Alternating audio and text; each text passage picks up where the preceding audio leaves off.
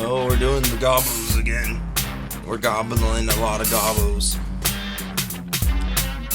We gotto so much Gobbo in our grotto.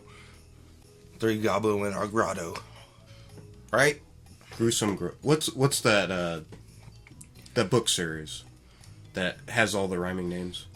Series of Unfortunate Events. Yeah. Is that Gruesome Grotto? I think so. Something like that. That's what I. Or there's I think that's a grotto where they have that first Horcrux they find in Harry Potter. Oh, okay. I was kind of reading up since they kind of just threw us in. I didn't know, like, when you first started the game, there was, like, a sequence we weren't really paying attention to. I think that was a story. Oh, no. Okay. Did we not pay attention to it, or did we just not capture it? Well, it was before the title screen. Oh. So I think that's what... I don't think it gave us any, like, hints or anything, but it kind of was a... So, a baby crocodile was floating in a basket, and the Gobbos took him in and to raise him. And then Dantinus attack led by tyrant Baron Dante. So apparently that's the big guy that's transforming stuff. But King Rufus of the Gobbos sends Croc away with Benny the bird, realizing that he would be their people's only hope. So Okay. I guess that's the story then. So, and then I also read Behind the Crystal Door is the last Gobbo of the level. So, speaking of ice levels. Yeah, right. Straight from the... Well, man, what's the Final Fantasy quote? Straight from the frying pan into the freezer. This doesn't feel slippery, though. That's good. Straight from lava levels to ice levels. That's what I was thinking. I feel at liberty to discuss this with you because I feel like this will come out after all of our Halloween series that we are doing. But I got this new game in today that me and Hunter at least are gonna record for Halloween. It's called Deception 4, and you're like an anime girl, and you like own a dungeon, and you have like waves of like armies that try to come into the dungeon, and you set up like Tom and Jerry like type traps. Like Home Alone. Yeah, you like Home Alone your castle. And then you just try to clear each wave of people as they come in. I think that sounds really fun and cool. So we're gonna play some of that. Is that like is that a recent release or? Not really. It's on modern consoles, though. It was a PS Vita game, and then they released it with extra content for PS4. But the series has been around since the PlayStation 1, but I've never heard of it except for the 4th game. Is all of them kind of the same premise? Yeah. That sounds interesting. It does. Because that's like, which apparently kids still play it now, but Balloon Tower Defense. Oh, yeah. People, that was very popular when we were in school. Yeah, I love that game. And I remember the kids would like, granted, this was years ago, so the computers, like, processing speed and everything memory is like not very good. Yeah, so they get to those last levels and they have all that stuff, so it would freeze the computer. Yeah, I remember that. That was great. I have Balloons Tower Defense 5 for Xbox, I think. But they're up to like number 7 now, I think. But yeah, that would be a fun series to do too. What do they change for each? They just add like new power-ups. Yeah, new power-ups and new towers. I did it again. So I don't know. You probably can't copyright controls. You can copyright mechanics. Okay. Because in the Power World and Nintendo lawsuit, Power World had to remove the ability to fly with your pals, because you can do that in Pokemon and they have it trademarked. So it's weird how usually, maybe that's like how Mario perfected it, but the double jump is the same button. Oh, yeah. It just like messes me up. I've been trying to jump off of this, and onto that platform, but I think it's just easier just to jump onto it. Yeah, that's what I was thinking. Yeah, that was way easier. That gelatin, I feel like it was a game. I don't remember what that reminds me of. Maybe it's just like Cloudy with a Chance of Meatballs or something when they're in the Jello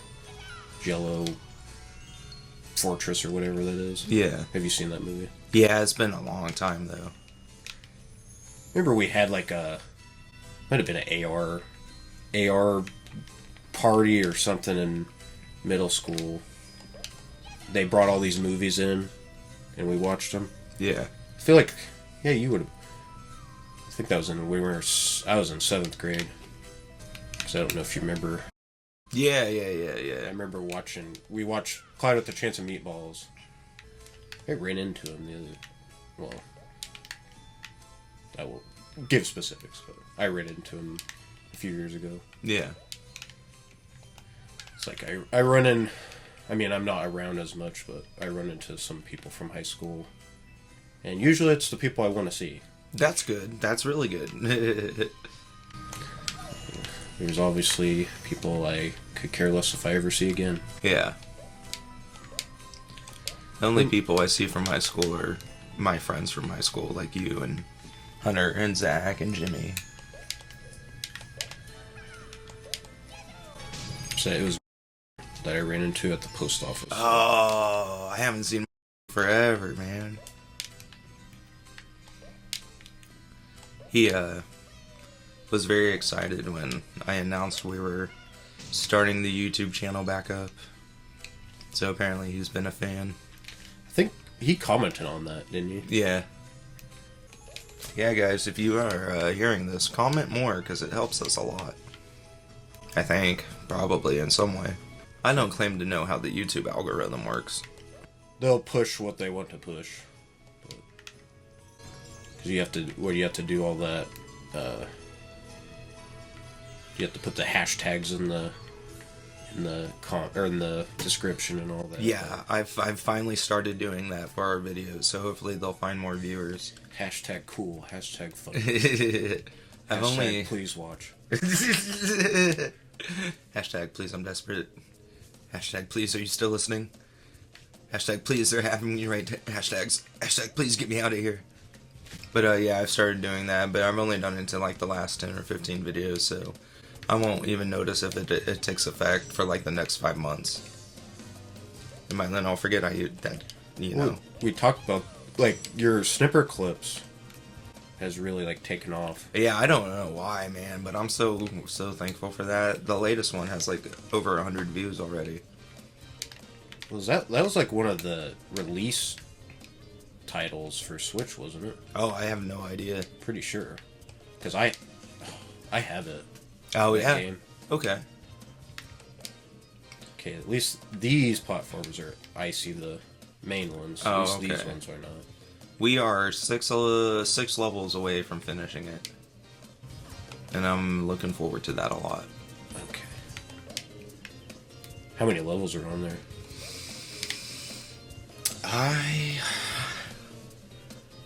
Let's see. I think each world has like 12 to 15, maybe. And then there's like 6 worlds. So whatever, 6 times 15, what is that? 60... 90? 90. Yeah, 90. I can see why people enjoyed this, because it's kind of... I mean, it's straightforward, but it's still fun. Yeah, yeah. Hey, I got all 6 of them this time. Don't tell Hunter this was better than Super Mario 64. That's, like, blasphemous for people in general. Oh, shit. I don't know. Just, like, I think we already said that, but it's like just something. It didn't like mesh very well with me, but it's not a bad game. I preferred Super Mario Sunshine, so. I do too, but that's also like one of my first GameCube games I got growing up. Yeah, because that's like that nostalgia hits when I get to Delfino Plaza. Oh yeah, and was just running around. Plus, just with all the nostalgia, it's such a comfy place to be. It's a nice tropical beach setting. Back when I don't know what it was, but there's tons of posts like this online. But the early 2000s really got the water and the beaches down Yeah, to a T. the water and Sunshine's was some of the best I remember. Oh yeah. Okay, so I'm assuming, based on how the crystal things are situated, I'm assuming hitting this button will make the platforms move that way. Okay. But I guess I need to find the key first. Yeah. Yeah, the enemies are kind of like, they kind of just change the color of it. Yeah. Because that's like ukulele, which is like the spiritual successor of Banjo-Kazooie. A lot of the former Rare people are at Playtonic Games now. Yeah. They made that. They kind of had that same problem where all the enemies started looking the same at a point. Yeah, that's probably my least favorite thing in turn-based RPGs, where instead of new enemies, they just have a recolor of an old enemy. Sometimes it's hard just to think of new things. Right. Or, like, have them fit in the story, which, granted, this one, they didn't even tell you the story. Where it's just like, these things... So, those Gobbos, like, are they not babies? I don't know. They look like they They're- remind me of kiwis. You know what I mean? Yeah. Bird and the fruit. Is there fully grown ones, or are these the fully grown ones? I have no idea. Because they said that they raised Croc. Oh yeah. So, I guess they're fully grown. but they're just small. Yeah, it takes a village to raise a child. We need about 1,000 Gobbos to raise one Croc. I need to get like I don't know if they made any. I'm big into like collectible stuff, so if they had a Croc like figurine, I would definitely buy it. Oh yeah. Because I got more on towards the tail end of them doing this, but they sold all the different. Did you ever collect a bobblehead on Fallout 3? I've done it in other Fallout games. Because they have the 7 main special, like, strength perception that spells out special. Yeah. And then they have, like, lock picking, small arms, that type of stuff. I bought a lot of those bobbleheads. Nice, I have them. nice. I'll have to show you. I don't think I've ever showed you the picture. I'll have to show you the picture of all of them that I have. And then I collect Banjo-Kazooie figurines. It just annoys me because I think it's U2's that makes them, but I try to buy stuff off U2's recently and their shipping is ridiculous. Oh really? It was like I bought 3 figurines and the shipping was like $20 or something. Oh yeah. But it's like they're really the only ones making them. That's basically all you're getting from Banjo-Kazooie at this point is just merchandise. Yeah, true. Granted, true. they added them to. Yeah, do you have their amiibo? I don't think I have their amiibo. I just have the figurine. I need to get the Cloud variant 2 and the Sora amiibo, and then that's all the amiibos I want. I already have the Sephiroth amiibo. That's a problem though. It's like GameStops went so downhill.